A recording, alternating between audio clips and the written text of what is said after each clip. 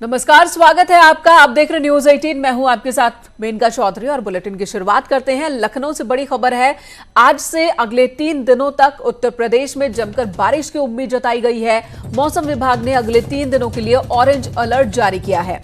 कल से प्रदेश में कई जगहों पर 20 सेंटीमीटर तक बारिश हो सकती है। पूर्वांचल, तराई, मध्य यूपी और बुंदेलखंड में ज्यादा बारिश की संभावना है। तापमान में लगातार जो इजाफा देखने को मिल रहा था, हालांकि बीते 2 दिन से थोड़ी राहत जरूर थी, लेकिन अब जो मौसम विभाग की भविष्यवाणी वो लोगों को राहत देने वाली है। बारिश का इंतजार न सिर्फ आम लोगों को बल्कि किसान को भी है। इस वक्त गोरखपुर से हमारे सहयोगी रामगोपाल द्विवेदी जुड़ चुके हैं। रामगोपाल, इंतजार लोगों को बारिश का और आज से ऑरेंज अलर्ट है अगले 3 दिन के लिए। बिल्कुल, बारिश का अलर्ट यहाँ पे भी जारी कर दिया गया है और खास करके गोरखपुर में जो पहाड़ी नदियां हैं वहाँ उसका जलस्तर अब तेजी से बढ़ रहा है और इस कारण प्रशासन भी अब इस पे अलर्ट पे आ गया है।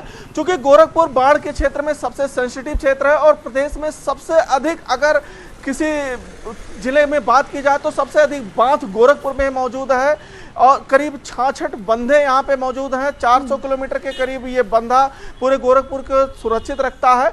और गोरखपुर की अगर हम बनावट की बात करें तो गोरखपुर जिला एक कटोरी की तरह है और यहाँ पे जो है कभी जब बारिश होता है तो पूरे जिले में खास करके शहरी इलाकों में बारिश का पानी लग जाता है, उसको भी निकालने का इंतजाम जिला प्रशासन और नगर निगम के द्वारा इस बार किया गया है। तो जी, के जो गोरखपुर के लोग हैं रामगोपाल, दावे तो हर साल होते हैं, जिला प्रशासन तैयार है मॉनसून के लिए, लेकिन दावों की पोल कुछ घंटे में ही खुल जाती है जैसे मॉनसून की बारिश शुरू होती है। इस बार जो हम उम्मीद कर रहे हैं बारिश की, तो किस तरह की तैयारी आपको देखने को मिली? बिल्कुल, वही मैं बताने जा रहा था कि जो प्रशासनिक दावे कर रहे हैं कि हमने सारी तैयारियां कर ली हैं, वो मानसून की पहली ही बारिश में खुल के रह गई। गोरखपुर शहर में जितनी भी गलियां हैं, आधे शहर की लगभग गलियों में लोगों के घरों में पानी घुस गया। और जबकि दावा यह किया जा रहा था कि हमने अधिक क्षमता वाले टैंक लगा रखे हैं, पंपिंग से हम बाहर कर देंगे पानी, 1 घंटे के अंदर शहर में पानी कहीं दिखाई नहीं पड़ेगा, लेकिन वो सब दावे हवाई साबित हुए। चलिए, अभी ठीक है, इन दावों की भी हकीकत सामने आ जाएगी। इस बार भी जो प्रशासन कर रहा है, ऑरेंज अलर्ट जारी हुआ है। और राहत की बात यह है कि टेम्परेचर में कमी, और जहां पर रामगोपाल खड़े हैं वहां पर भी देखने को मिल रहा था कि मौसम सुहाना अभी से बन चुका है। सहारनपुर की तस्वीर आपको दिखाते हैं। सुबह से ही झमाझम बारिश यहां हो रही है, लोगों को उमस भरी गर्मी से राहत मिली है, साथ ही तापमान में गिरावट दर्ज की गई है। तो ये सहारनपुर की तस्वीर, जहां सुबह से ही लगातार बारिश चल रही है और बारिश हो रही है, झमाझम बारिश। किसानों को भी इस बारिश का इंतजार। द जालौन के कोंच इलाके में बीती रात एक फर्नीचर की दुकान में भीषण आग लग गई। आग की लपटें इतनी ऊंची उठ रही थी कि आसपास के लोगों में अफरा तफरी मच गई। आग से दुकान में रखा करीब 25 लाख रुपए का फर्नीचर जलकर राख हो गया। साथ ही दुकान के अंदर खड़ी कार भी जल गई। आग की सूचना मिलते ही फायर ब्रिगेड की टीम मौके पर पहुंची और कड़ी मशक्कत के बाद आग पर काबू पाया गया।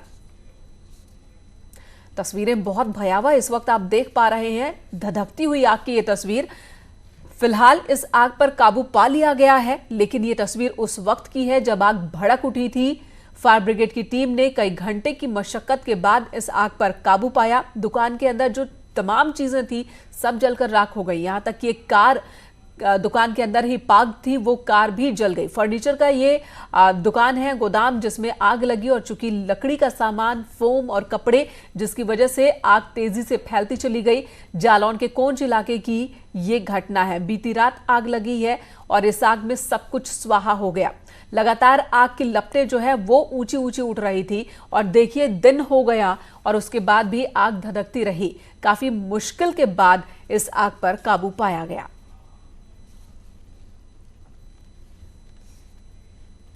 इधर मेरठ में डेयरी संचालकों पर बड़ा जुर्माना लगा है। 45 डेयरी संचालकों पर 3.5 करोड़ रुपए का जुर्माना। डेयरी संचालकों को नालों में गोबर बहाना अब महंगा पड़ा है।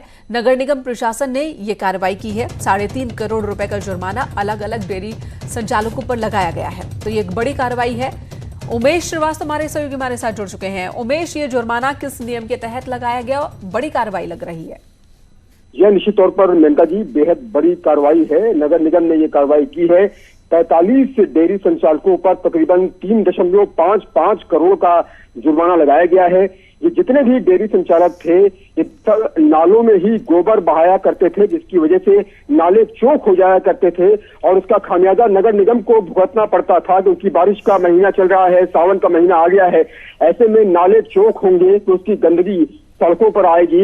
लिहाजा इसको देखते हुए नगर निगम ने ये कड़ी कार्रवाई की है, ये बड़ी कार्रवाई की है और 3.5 करोड़ का जुर्माना लगाया है। जो में जुर्माना लगा है, क्या कोई सजा का भी प्रावधान है? और दूसरा सवाल कि अब आगे डेयरी संचालक क्या करेंगे?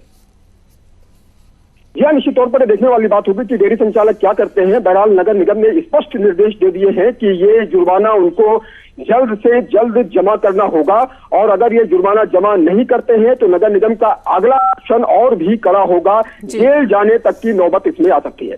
धन्यवाद इस वक्त पूरी जानकारी देने के लिए। सवाल ये भी है कि सिर्फ जुर्माने तक बात नहीं रहनी चाहिए, जो समस्या है उसका समाधान भी होना चाहिए। इधर अलीगढ़ में एक पति की हैवानियत सामने आई। पति और अपनी पत्नी को बेरहमी से पीटता रहा, बच्चा जमीन पर पड़ा रहा, रोता रहा।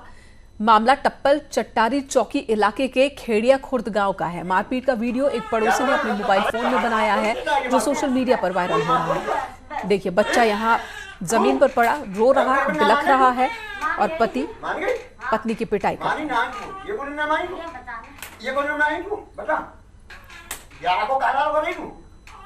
इस बात पर हालांकि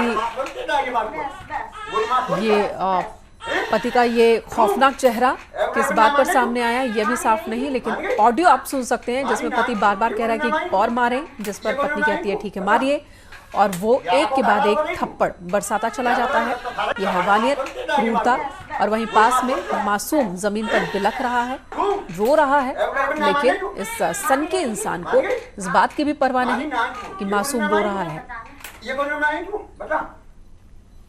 इधर जौनपुर से खबर, जहां पर दबंगों ने एक युवक की लाठी डंडों और लात घूंसों से पिटाई की है। शाहगंज थाना के सबरहद गांव का ये मामला। वीडियो आप देख सकते हैं, जिस शख्स की पिटाई हो रही है उस पर चोरी का आरोप लगा है। गांव के कुछ लोगों ने इस युवक की पिटाई कर दी जैसे ही ये सुना कि इसने चोरी की है। बजाय इसके कि इस शख्स को पुलिस के हवाले करते या पुलिस को यहां बुलाते, इन लोगों ने खुद ही इंसाफ करना शुरू कर दिया। जब मामला पुलिस के पास पहुंचा तो जौनपुर पुलिस के एसपी सिटी संजय कुमार का कहना है कि पीड़ित की तहरीर पर केस दर्ज कर लिया गया है, 2 आरोपी गिरफ्तार किए गए हैं, तीसरे के खिलाफ भी कार्रवाई चल रही है। इधर जौनपुर के जलालपुर इलाके के ओइना गांव में 2 पक्षों में विवाद हुआ, जिसके बाद एक पक्ष ने 2 नाबालिग को चाकुओं से गोद दिया। एक नाबालिग की इलाज के दौरान मौत हो गई, दूसरे की हालत बेहद गंभीर बताई जा रही है। हायर सेंटर उसे रेफर किया गया है। पीड़ित पक्ष के मुताबिक लड़की से छेड़खानी को लेकर विवाद की शुरुआत हुई थी। घटना के बाद एसपी पूरे फोर्स के साथ मौके पर पहुंचे, परिजनों से बात कर मामले की जानकारी ली। पुलिस ने इस मामले में 3 लोगों को गिरफ्तार किया है, जबकि अभी एक फरार चल रहा है। जलालपुर का मामला है। बच्चों के आपस में झगड़े को लेकर दोनों में कहासुनी हुई थी, मारपीट हुई। उसी मारपीट में एक बच्चे को चोट आई, जो बाद में उपचार के दौरान जिसकी मृत्यु हो गई। लिखित तहरीर पे, वादी की लिखित तहरीर पे 4 लोगों का नामजद किया गया है, जिसमें 3 गिरफ्तार हुए हैं। एक अभियुक्त के गिरफ्तारी का प्रयास किया जा रहा है।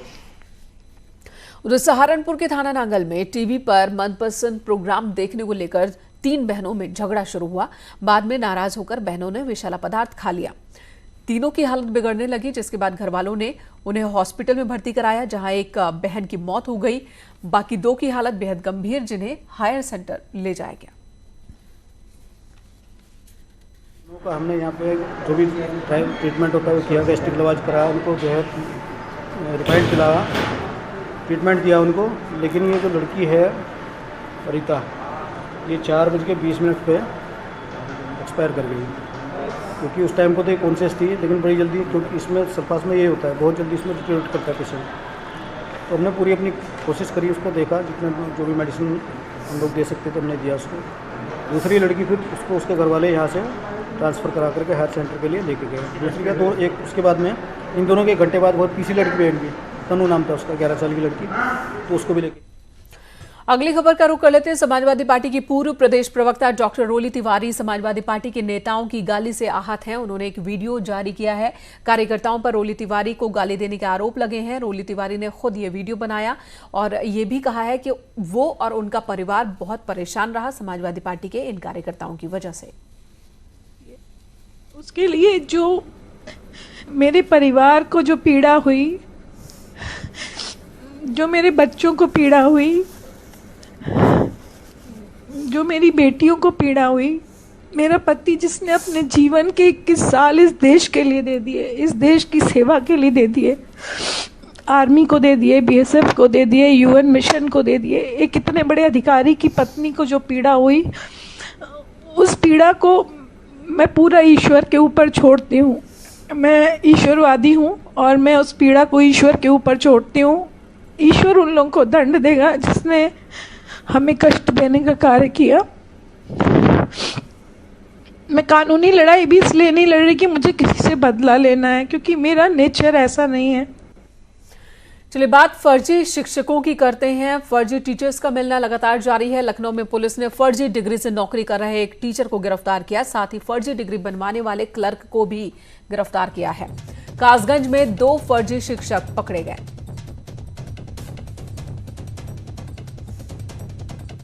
उधर फर्रुखाबाद में अनामिका शुक्ला प्रकरण की तरह का ही मामला सामने आया। कस्तूरबा गांधी आवासीय विद्यालय में फर्जी डिग्री के आधार पर नौकरी का मामला सामने आया है।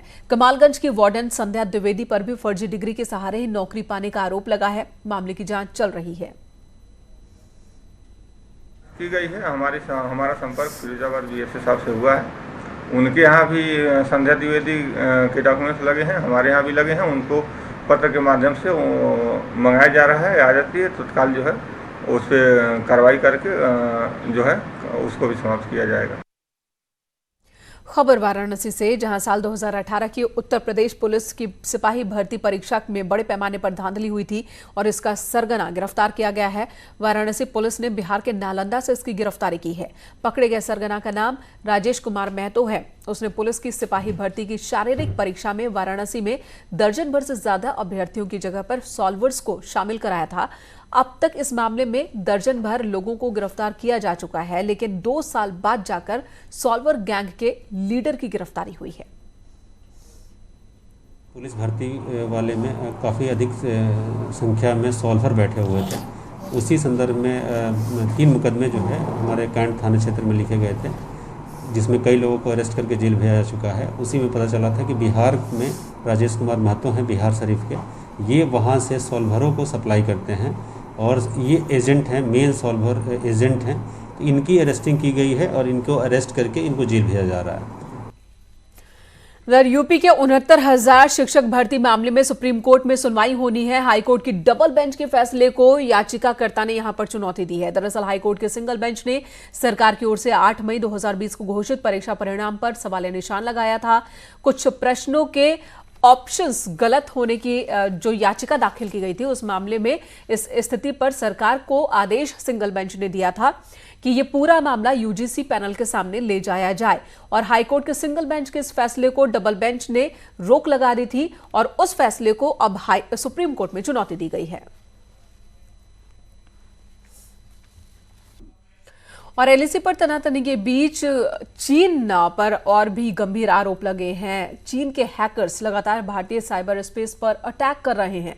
पिछले 5 दिनों में infrastructure sector, information sector, banking sectors पर साइबर अटैक हुए हैं। साइबर स्पेस अटैक को लेकर महाराष्ट्र का साइबर डिपार्टमेंट जांच कर रहा है।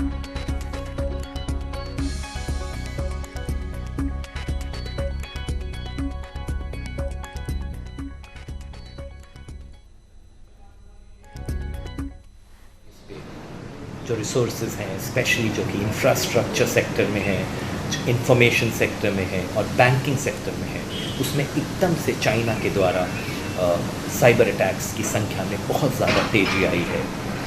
पिछले 4-5 दिनों में मिनिमम 40,300 सच प्रोब्स या साइबर अटैक्स किए गए हैं, जिसके बारे में हमने इंफॉर्मेशन गैदर की है।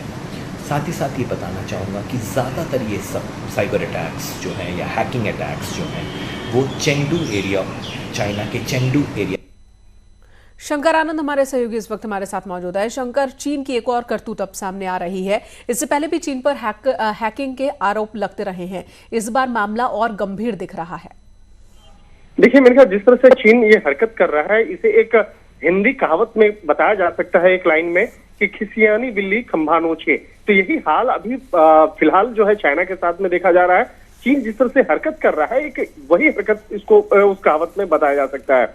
और इस मामले में देखिए जिस तरह से अभी बॉर्डर की बात करें और बॉर्डर के बाद अब जिस तरह से वहां पर जिस तरह से भारतीय जवानों ने भी उस मामले पर चीनी सैनिकों का जवाब दिया, उसके बाद अब ये साइबर अटैक करके ये अपनी बात को रखना चाह रहे हैं। और एक तरह से कहीं कहीं चीन जो है कहीं कहीं एक गुस्से की तिलमिलाहट है, इस तरह के हमले को अंजाम दिया जा रहा है। लेकिन इस मामले को भी ध्यान में रखते हुए भारत अब सजग है और इस मामले में जो सूचना प्रौद्योगिकी मंत्रालय के तहत जो कंप्यूटर इमरजेंसी रिस्पांस टीम जो इंडिया की है यानी कि CRT, वो अब काफी सतर्क है और इस मामले जी, तो इस मामले में सतर्कता बरती जा रही है। इधर चीन के साथ जारी तनाव के बीच रक्षा मंत्री राजनाथ सिंह की रूस यात्रा का आज तीसरा दिन है।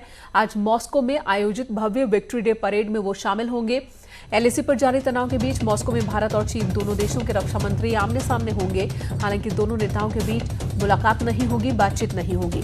परेड भारतीय वक्त के मुताबिक 12:30 बजे शुरू होगी। उधर रक्षा मंत्रालय ने ग्लोबल टाइम्स के उस दावे को खारिज किया है जिसमें उसने चीनी विदेश मंत्री की राजनाथ सिंह से रूस में मुलाकात की बात कही थी। PM मोदी की आज अध्यक्षता में मीटिंग होनी है। आज शाम कैबिनेट कमेटी ऑन सिक्योरिटीज की बैठक होगी और ये बहुत ही अहम मीटिंग मानी जा रही है। गलवान विवाद के बीच इस मीटिंग को अहम माना जा रहा है। वहीं केंद्रीय कैबिनेट की भी आज मीटिंग होनी है।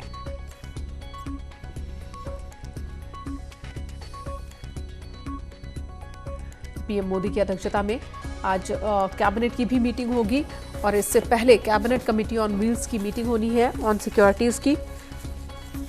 और इस मीटिंग को बहुत अहम माना जा रहा है, खासकर LAC पर विवाद को देखते हुए।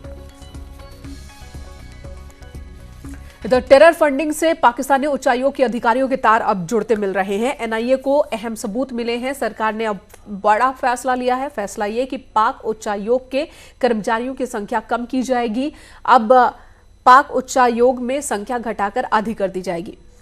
फिलहाल पाक उच्चायोग में 110 कर्मचारी काम कर रहे हैं और इनकी संख्या आधी करने पर सरकार ने फैसला लिया है।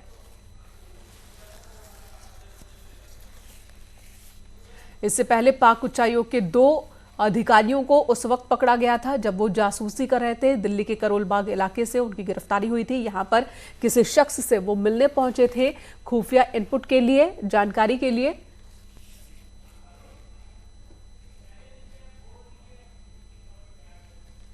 अगली खबर का रुख कर लेते हैं। आयुष मंत्रालय ने बाबा रामदेव की पतंजलि को फिलहाल कोरोना की दवा कोरोनिल का प्रचार नहीं करने के निर्देश दिए। आयुष मंत्रालय ने पतंजलि से दवा के नतीजों की पूरी जानकारी मुहैया कराने को कहा है। आयुष मंत्रालय ने कहा कि अभी तक दवा की कोई जांच नहीं हुई है, इसलिए इसका प्रचार प्रसार नहीं होना चाहिए। हालांकि इसका जवाब भी पतंजलि योगपीठ की ओर से दिया गया है। पतंजलि योगपीठ का कहना है कि कोई कंफ्यूजन था, उसे दूर कर लिया गया है और जानकारी आयुष मंत्रालय को दी गई है। मंगलवार को ही हरिद्वार में बाबा रामदेव ने कल ही आयुर्वेदिक दवा बनाने का दावा किया था। प्रेस कॉन्फ्रेंस कर इस दवा की उन्होंने लॉन्चिंग की थी और ये दावा भी किया था कि इस दवा का सफल ट्रायल हुआ है, जिसके बाद ही ये पता चला है। और ट्रायल के दौरान इसके परिणाम जो देखने को मिले हैं, 3 दिन के अंदर 70% जो मरीज थे वो ठीक हुए हैं, जबकि 7 दिन के अंदर 100% मरीज इस दवा के इस्तेमाल से ठीक हुए हैं। इसमें एक कम्युनिकेशन गैप था।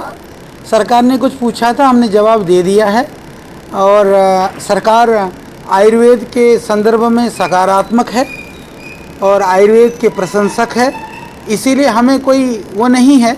एक कम्युनिकेशन गैप था, उसका जवाब हमने दे दिया। हाल ही में एक वेब सीरीज आई थी जिसका नाम था पंचायत। लोगों ने इस वेब सीरीज की बहुत तारीफ की थी और इसमें एक ऐसे गांव की कहानी है जिसमें एक महिला ग्राम प्रधान की जगह उसका पति सारा काम करता है। महिला शक्ति के हाथ, सारी शक्ति महिला के हाथ में थी, लेकिन वो घर पर रहती थी और उसका पति सारे फैसले लेता था। कुछ ऐसी ही कहानी संत कबीर नगर से सामने आई है, देखिए जरा।